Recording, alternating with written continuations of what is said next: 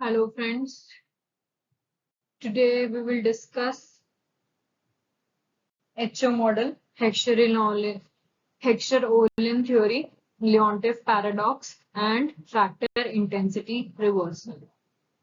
So let's get started. सबसे पहले आता है हेक्शर-ओलिन या हम इसे फैक्टर एंडोमेंट थ्योरी भी कहते हैं। ये बेस्ड है 2x2 मॉडल पे जिसका मतलब है there are two countries A and B और you can say India and the USA. Second two is for two goods जो कि हम कह सकते हैं एक्स और वाई और स्टील और क्लोथ कोई भी गुड यानी कि ये थ्योरी हमारी दो कंट्रीज के ऊपर बेस्ड है जिनको प्रोड्यूस करने दो goods using two factors of production. Factors of production है लेबर या कैपिटल जो भी एक कंट्री में हुआ उनके बेसिस पे। इनकी और अजम्पशन है कि ये परफेक्ट कंपटीशन है, दोनों कंट्री सेम ही गुड प्रोड्यूस करेगी, सेम मतलब हर एक चीज में सेम परफेक्ट कंपटीशन है और कांस्टेंट रिटर्न्स टू स्केल है यानी कि इनपुट जितने प्रोपोर्शन में बढ़ेंगे उतना ही आउटपुट हमारा उसी प्रोपोर्शन में बढ़ेगा। इसमें ये एक इंपॉर्टेंट अजम्पशन है कि अगर हम स्टील को कैपिटल इंटेंसिव गुड कह रहे हैं तो वो दोनों कंट्री के लिए कैपिटल इंटेंसिव गुड होगी। यूं नहीं होगा कि स्टील इंडिया के लिए कैपिटल इंटेंसिव है और यूएसए के लिए लेबर इंटेंसिव है, ऐसा नहीं होगा। ये इसकी अजम्पशंस है, पहले मैंने अजम्पशंस की स्लाइड बनाई है। तो ये सारी अजम्पशन है कि अगर एक स्टील को हम कह रहे हैं कैपिटल इंटेंसिव है तो दोनों कंट्री में कैपिटल इंटेंसिव है, और क्लोथ अगर लेबर इंटेंसिव है तो वो दोनों कंट्रीज में लेबर इंटेंसिव। ठीक है। The last one no tariff. हमने कहा है कि अगर इनमें कोई भी ट्रेड होता है, इंटरनेशनल इकोनॉमिक्स का टॉपिक है, तो इंटरनेशनल अगर ट्रेड होता है इंडिया यूएसए में तो कोई भी कंट्री किसी के ऊपर टैरिफ नहीं लगाएगी। यहाँ पे टैरिफ का कॉन्सेप्ट नहीं आता। ये एचओ मॉडल की बेसिक अजम्पशन है। अगर इनमें से कोई भी फुलफिल नहीं होती है एक भी अजम्पशन तो हमारा मॉडल पूरा ही फेल हो जाएगा, क्योंकि ये इसके यू कैन से बेस है, उसके पिलर्स हैं कि ये तो होने ही चाहिए, then this theory will hold. अब बात आती है थ्योरी है क्या।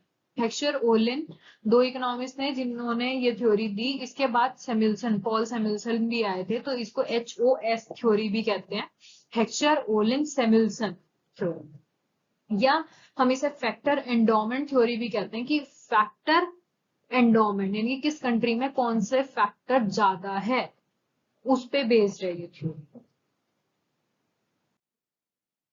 सो according to this theory a country would export that good which is made by using abundant factors of that country। इसका मतलब ये है एक कंट्री यानी कि यू कैन से कि अगर इंडिया है एंड यूएसए है, अगर मैं कहूं इंडिया में लेबर ज्यादा है कैपिटल से तो इंडिया को लेबर इंटेंसिव टेक्नोलॉजी यूज करनी चाहिए।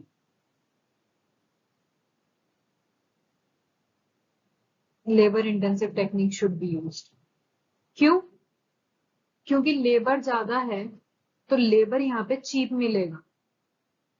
लेबर चीप क्यों मिलेगा? जिस फैक्टर की सप्लाई ज्यादा हो तो ऑफ कोर्स है उसका प्राइस कम होगा, और जब हमें लेबर चीप मिलेगी तो हमारी कॉस्ट ऑफ प्रोडक्शन किसी भी गुड की वो कम हो जाएगी। इसलिए हमारा जो अल्टीमेट प्राइस है प्रोडक्ट का वो कम होगा, तो वो compete कर पाएगा इंटरनेशनल मार्केट में। ये बेसिक कॉन्सेप्ट है। तो एचओ मॉडल कह रहा है अगर कोई कंट्री जिस फैक्टर में उसकी अबंडेंस है उसे वो ही प्रोडक्ट प्रोड्यूस करना चाहिए और उसे एक्सपोर्ट करना चाहिए।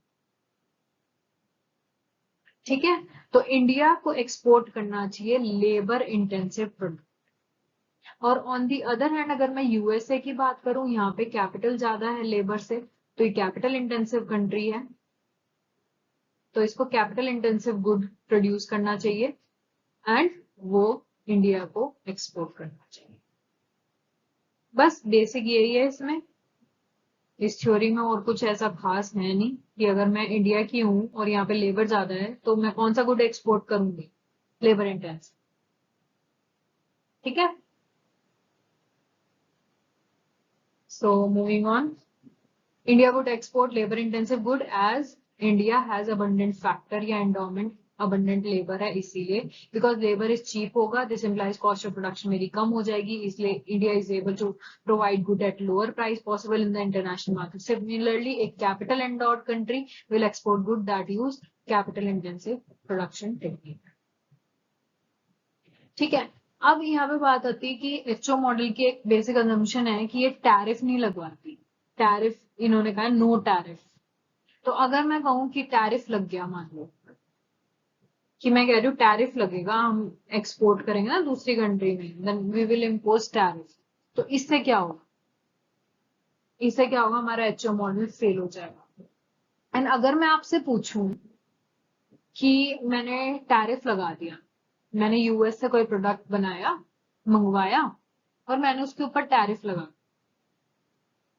तो एचओ मॉडल फेल हो जाएगा, वो मैंने मान लिया क्योंकि अजम्पशन इसकी वॉयलेट हो गई।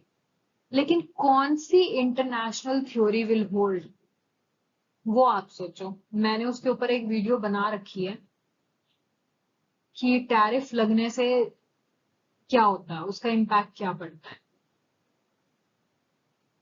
तो आप पहले खुद सोचो कि अगर मैंने कोई गुड इंपोर्ट किया यूएस से और मैंने उस इंपोर्टेड गुड पे टैरिफ लगा दिया, अब टैरिफ का इफेक्ट क्या होगा, टैरिफ की जैसे उस गुड का प्राइस जो मैंने इंपोर्ट किया उसका प्राइस बढ़ गया, तब डोमेस्टिक प्रोड्यूसर्स क्या सोचेंगे, उनका थॉट प्रोसेस क्या होगा, और ये कौन सी इंटरनेशनल थ्योरी में हमने डिस्कस किया है, तो वो थ्योरी होल्ड करेगी। तो आप पॉज करके 2 मिनट सोचना इसके ऊपर, जैसे मैं आपको बता देती हूँ। मेन असम्पशन है एचओ मॉडल की कि कोई भी टैरिफ नहीं होगा इंटरनेशनल ट्रेड पे, क्योंकि the moment we allow tariff, मान लो हमने टैरिफ लगा दिया, the whole model fail as Stolper Samuelson theorem will hold. अब ये क्यों होल्ड करेगी, ये मैंने वीडियो आपको बना रखी है, आप वो देख सकते हो। वैसे मैं बता देती हूँ, स्टॉपलर-सैमुअल्सन थ्योरम में ये कहा गया है कि जब हम किसी इंपोर्टेड गुड पे टैरिफ लगाते हैं तो उसका प्राइस बढ़ जाता है। मान लो कि मैं कहती हूँ कि इंडिया है और मैंने यूएसए से कोई प्रोडक्ट एक्स इंपोर्ट किया, अब इस प्रोडक्ट का प्राइस टैरिफ लगाने के बाद बढ़ जाएगा, और यूएस से कौन सा गुड एक्सपोर्ट कर रहा है, कैपिटल इंटेंसिव, क्योंकि वो कैपिटल अबंडेंट है। और जब वो मेरी कंट्री में आएगा, मान लो इंडिया में आया और कैपिटल इंटेंसिव प्रोडक्ट बनाए हुए गुड का प्राइस ज्यादा है, तो यहाँ के डोमेस्टिक प्रोड्यूसर्स की क्या थॉट प्रोसेस होगी, डोमेस्टिक प्रोड्यूसर सोचेंगे कि हमारे लिए it is more profitable to produce good using capital intensive, to produce capital intensive good. तो वो क्या करेंगे, लेबर इंटेंसिव जो कि अबंडेंस फैक्टर, उससे मूव करके वो कैपिटल की तरफ चले जाएंगे। तो ये थ्योरम यही कह रही है कि स्कार्स फैक्टर जो यूज करेगा वो बेनिफिट में रहेगा as compare to the abundance factor. तो for more clarity you can see Stolper Samuelson video of mine. तो मैं बस इसमें आपको ये बताना चाह रही थी कि अगर टैरिफ लग जाता है तो आपका एचओ मॉडल तो फेल हो जाएगा, उसकी जगह हमारा स्टॉपलर-सैमुअल्सन थ्योरम पिक्चर में आ जाएगा, वो इफेक्टिव हो जाएगा, जो कि कहता है there will be increase factor income, और स्कार्स फैक्टर जो है उसकी इनकम बढ़ जाएगी as compare to the abundance की। ठीक है, ये क्वेश्चन आया हुआ है यूजीसी नेट में, इसलिए मैंने आपके साथ डिस्कस किया है, क्योंकि एचओ मॉडल में ऐसा कुछ खास नहीं है, उसमें यही है कि जो भी कंट्री जिस फैक्टर में अबंडेंट है वही एक्सपोर्ट करेगी। अब इसके बाद इसमें क्या है, थोड़ा इंटरेस्ट इसको पढ़ के आया कि अगर ये नहीं हुआ होल्ड, टैरिफ लग गया, तो कौन सी थ्योरम इस पे अप्लाई होगी। ठीक है, तो आई वुड रिकमेंड कि आपने अगर स्टॉपलर-सैमुअल्सन नहीं पढ़ी है, नहीं आती है, तो आप एक बार वीडियो देखें, कुछ समझ आएगा उसमें। तो ओके, मूविंग ऑन, लियोनटिफ पैराडॉक्स। अब बात आती है, लियोनटिफ ने एक इकोनॉमिस्ट, इन्होंने स्टडी करी एचओ मॉडल के ऊपर, कि एचओ मॉडल ये तो कह रहा है कि अगर कोई कंट्री कैपिटल अबंडेंट है तो वो कैपिटल इंटेंसिव गुड प्रोड्यूस करे और उसको एक्सपोर्ट कर दे। सिमिलरली अगर कोई कैपिटल अबंडेंट है तो कैपिटल इंटेंसिव करे और लेबर अबंडेंट है तो लेबर इंटेंसिव गुड प्रोड्यूस करे और दूसरी कंट्री में एक्सपोर्ट कर दे। बट इन्होंने स्टडी करी 1950s में यूएस की इकोनॉमी, और on the basis of input output analysis के बेसिस पे उन्होंने ये कहा कि जो यूएस है ये capital intensive capital abundant country है, तो इसको कैपिटल इंटेंसिव गुड प्रोड्यूस करना चाहिए था और इसको एक्सपोर्ट करना चाहिए था। लेकिन ये क्या कर रही है, इन्होंने ऑब्जर्व किया कि US was importing capital intensive commodity, वो एक्सपोर्ट की जगह इंपोर्ट ही कर रही है। वो कैपिटल इंटेंसिव खुद प्रोड्यूस कर सकते हैं लेकिन वो ऐसे गुड को इंपोर्ट कर रही है जिसमें कैपिटल ज्यादा यूज हुआ हुआ है, और एक्सपोर्ट कर रही है लेबर इंटेंसिव, यानी कि पूरा रिवर्स है। तो बस लियोंटिफ पैराडॉक्स ये है, एचओ मॉडल का रिवर्स कॉन्ट्राडिक्ट कर दिया उसने। वो भी ऐसे ही नहीं कॉन्ट्राडिक्ट किया, on the basis of his own analysis. पूरा उन्होंने डेटा के अकॉर्डिंग पूरे सालों का ऑब्जर्व करने के बाद जब उन्होंने कहा कि यूएस जिसको according to the HO model उन्हें कैपिटल इंटेंसिव गुड्स को एक्सपोर्ट करना था, लेकिन वो तो इंपोर्ट कर रही है कैपिटल इंटेंसिव, और जो उन्हें इंपोर्ट करना था लेबर इंटेंसिव कमोडिटी को वो एक्सपोर्ट कर रही है। तो मतलब पैराडॉक्स हो गया, यानी कि पूरा रिवर्स हो गया। Now moving on, factor intensity reversal. ये थ्योरम आती है फैक्टर इंटेंसिटी रिवर्सल 1953 में आई थी। इसमें कह रहे हैं कि आपका फैक्टर, यानी कि फैक्टर का मतलब लेबर और कैपिटल, टू फैक्टर्स हैं हमारे, वो रिवर्स हो गए, लेबर इंटेंसिव या कैपिटल इंटेंसिटी रिवर्स। अब इसका मतलब क्या है, हमारी एजम्पशन है एचओ मॉडल की कि स्टील एक कैपिटल इंटेंसिव है तो वो दोनों कंट्रीज में होगा, और क्लोथ है लेबर इंटेंसिव है तो दोनों कंट्रीज में। बट यहां पर बात ये आती है, मान लो दो कंट्री है और सेम कमोडिटी को वो अपने अपने इंटेंसिव अपने अपने अबंडेंट फैक्टर के अकॉर्डिंग वो प्रोड्यूस कर रही है, तो क्या होगा। Factor intensity reversal or FIR refers to the situation where the same commodity is labor intensive in labor abundant country and capital intensive in capital। अब मैं कह रही हूं कि स्टील कैपिटल इंटेंसिव है इंडिया में भी और यूएसए में भी, बट फैक्टर इंटेंसिटी रिवर्सल ये कहता है कि ये भी तो हो सकता है कि स्टील मैं ज्यादा लेबर यूज करके बना रही हूँ, वहीं यूएस से ज्यादा कैपिटल को यूज करके बना रही हूँ। तो यही है फैक्टर इंटेंसिटी रिवर्सल की एक कमोडिटी को लेबर अबंडेंट कंट्री लेबर को ज्यादा यूज करके और कैपिटल अबंडेंट कंट्री कैपिटल को ज्यादा यूज करके बनाने का। फॉर एग्जाम्पल अगर एक कमोडिटी एक्स है, लेबर इंटेंसिव है इंडिया में, तो वो लेबर इंटेंसिव गुड करके कमोडिटी एक्स बना रही है, उसी टाइम पे यूएस से सेम कमोडिटी को बना रहा है कैपिटल इंटेंसिव टेक्नोलॉजी यूज करके। इस केस में इंडिया एक्सपोर्ट करेगी एक्स जो कि उसने लेबर इंटेंसिव गुड से प्रोड्यूस करा है, और यूएस एक्सपोर्ट करेगी x which is made by capital intensive. तो यहाँ पे ट्रेड कर पाएंगी एक्स, दोनों तुम एक्स ही प्रोड्यूस कर रहे हो तो आपस में ट्रेड कौन करेगा। अगर इंडिया भी एक्स प्रोड्यूस कर रही है लेबर इंटेंसिव से और यूएस भी एक्स प्रोड्यूस कर रही है कैपिटल इंटेंसिव से, तो इंडिया और यूएस ट्रेड क्या करेंगे, सेम कमोडिटी थोड़ी हम कि नहीं नहीं यूएस तुम्हारा अच्छा बना तुम अपना दे दो मैं तुम्हें अपना, नहीं होगा ना ये चीज। तो ट्रेड इसमें पॉसिबल नहीं होगा और एचओ मॉडल यहीं पे फेल हो जाता है। तो अगर ऐसा केस होता है तो हम क्या देखते हैं, इस केस में हमें इलास्टिसिटी ऑफ सब्स्टिट्यूशन यूज करना पड़ता है। ठीक है, ओके, तो हम यहाँ पे कॉन्सेप्ट यूज करते हैं elasticity of substitution. Elasticity of substitution क्या होता है कि हम फैक्टर्स ऑफ प्रोडक्शन यानी कि लेबर और कैपिटल को कितनी आसानी से एक दूसरे की जगह सब्स्टिट्यूट कर सकते हैं। तो अगर हम इजीली कर सकते हैं तो हमारा इलास्टिसिटी ऑफ सब्स्टिट्यूशन ज्यादा होगा, अगर हम डिफिकल्टी हो रही है नहीं सब्स्टिट्यूट कर पा रहे तो वो कम होगा इलास्टिसिटी ऑफ सब्स्टिट्यूशन। ठीक है,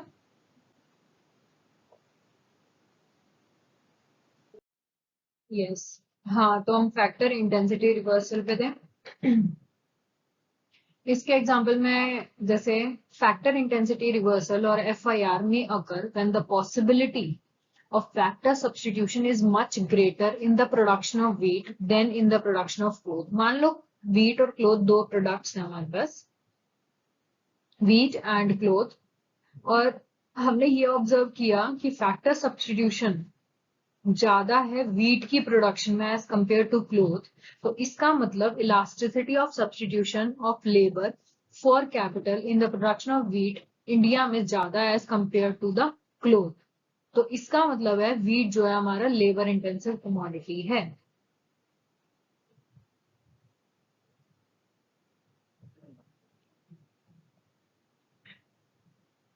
अब आप ये देख सकते हो कि मान लो आपके पास इंडिया है एंड USA है,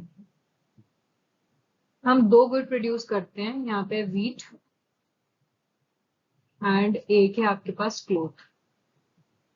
इसको प्रोड्यूस करने के लिए मेरे को 10 लेबर चाहिए एंड 5 यूनिट्स ऑफ कैपिटल चाहिए, और यहाँ पर इसको भी 10 लेबर चाहिए एंड 5 कैपिटल चाहिए।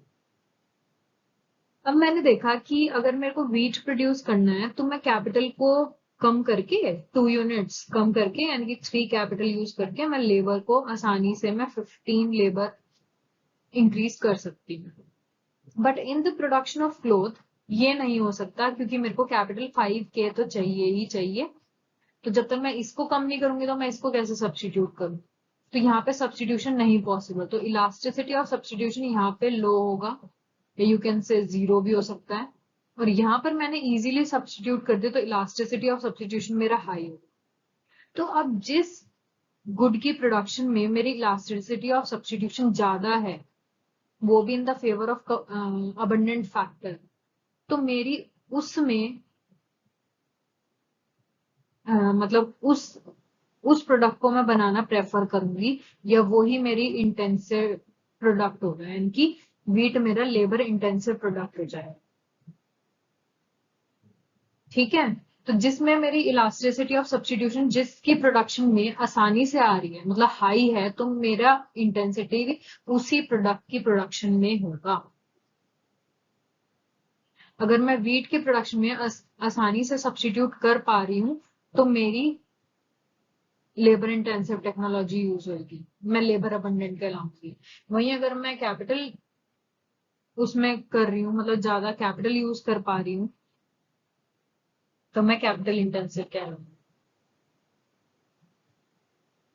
हायर इलास्टिसिटी ऑफ सब्स्टिट्यूशन का मतलब इजियर है हमें सब्स्टिट्यूट करना, and vice versa. Perfect substitutes में जब बात ही आ रही है परफेक्ट सब्स्टिट्यूट, तो इनकी इलास्टिसिटी ऑफ सब्स्टिट्यूशन इनफाइनाइट होगी, और वहीं परफेक्ट कॉम्प्लीमेंट जैसे कार एंड पेट्रोल हो गए, ये सब्स्टिट्यूट हो नहीं सकते, तो इसलिए इनकी 0 मानी जाएगी।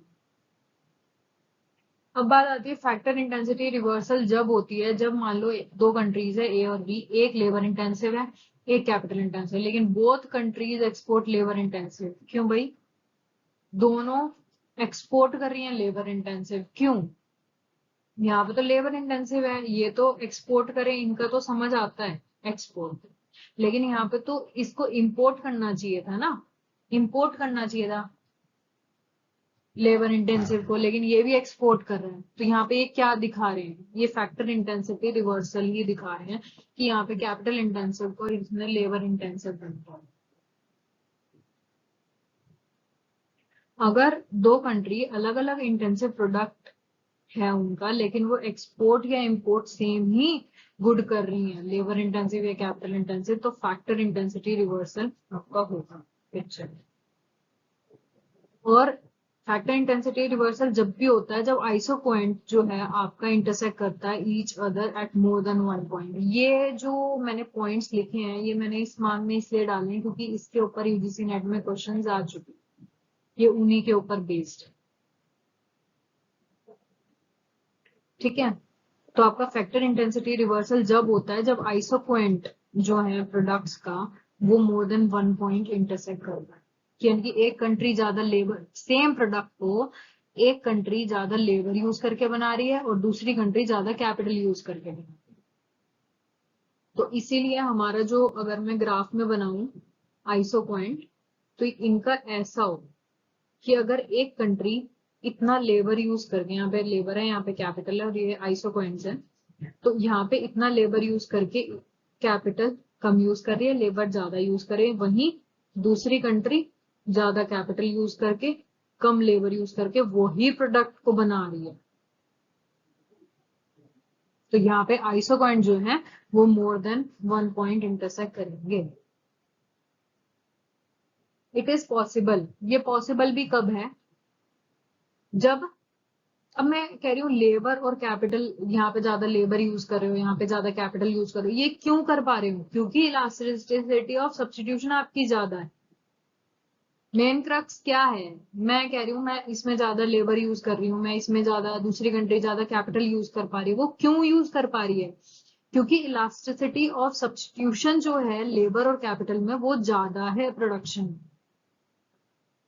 अगर इलास्टिसिटी ऑफ सब्स्टिट्यूशन ज्यादा नहीं होगा या इलास्टिसिटी ऑफ सब्स्टिट्यूशन नहीं होगा, हम अगर लेबर और कैपिटल को स्वैप कर ही नहीं पा रहे, तो आप कैसे कह सकते हो कि एक कंट्री ज्यादा लेबर यूज कर लेगी, उसी गुड के प्रोडक्शन में दूसरी कंट्री कैपिटल भी यूज कर लेगी, नहीं हो सकता ना। तो बेसिक चीज है इलास्टिसिटी ऑफ सब्स्टिट्यूशन पे डिपेंड करेगा। जितनी ज्यादा इलास्टिसिटी, मतलब आप ज्यादा लेबर अगर यूज करना, आप लेबर अबंडेंट हो तो आप उसी प्रोडक्शन में ज्यादा लेबर यूज कर लोगे, अगर आप कैपिटल अबंडेंट कंट्री हो तो आप लेबर को हटा के कैपिटल ज्यादा यूज कर लोगे। लेकिन आप क्यों यूज कर पा रहे हो, क्योंकि इलास्टिसिटी ऑफ सब्स्टिट्यूशन है। तो ठीक है, तो इन केस में होता है कि फैक्टर जो भी हमारी इंटेंसिटी है उसमें रिवर्स हो गया, यानी कि अगर यहाँ पे जैसे बताया कि country B capital intensive country है, लेकिन वो क्या कर रही है, एक्सपोर्ट, वो लेबर इंटेंसिव कर रही है, रिवर्स हो गया ना, कैपिटल की जगह तुम लेबर को एक्सपोर्ट कैसे कर रहे हो, लेबर इंटेंसिव प्रोडक्ट, क्यों, क्योंकि elasticity of substitution. I hope आपको समझ आया होगा। Now moving on, thank you, have a great day. अगर आपको कोई भी डाउट है please use comment section, I would love to help you all. And please इस वीडियो के हर एक पॉइंट को ध्यान से देखना, क्योंकि सारे पॉइंट वही मैंने कवर कर रखे हैं जो कि यूजीसी नेट में पूछे गए हैं और इसे ट्रिकी है। So that's it, have a great day, bye bye.